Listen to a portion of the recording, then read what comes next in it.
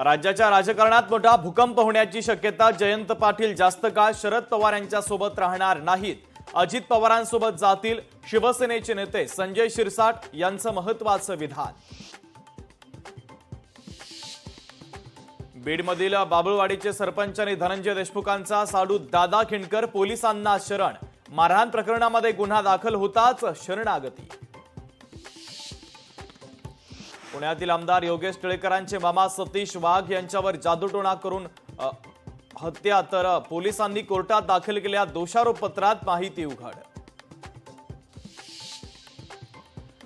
आमदार महेंद्र थोरवेंच्या विरोधात अभिनेत्रीची पोलिसांमध्ये तक्रार दाखल। भूखंड लाटण्यासाठी गुंडगिरी केल्याचा हेमांगी रावचा आरोप, तर हेमांगी रावचे आरोप थोरवेंनी मात्र फेटाळले। सतीश भोसले उर्फ खोक्याचा बीड पोलिसांनी घेतला ताबा। पोलीस आजच खोक्याला प्रयागराजमधून बीडमध्ये आणणार। लोकशाही मराठीच्या वृत्ताची मंत्री संजय शिरसाट यांनी घेतली दखल। दुधात भेसळ करणाऱ्या आणि बनावट पनीर विकणाऱ्यांवर कठोर कारवाई करणार, शिरसाटांचा इशारा। तीव्र उन्हामुळे पंढरपूर जिल्ह्यातील विद्यार्थी हैराण। कडक उन्हात शाळेसाठी विद्यार्थ्यांची 2 किलोमीटर पायपीट।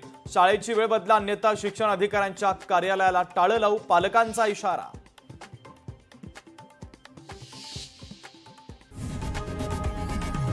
लोकशाही मराठी ऐका, पहा, जागरूक रहा।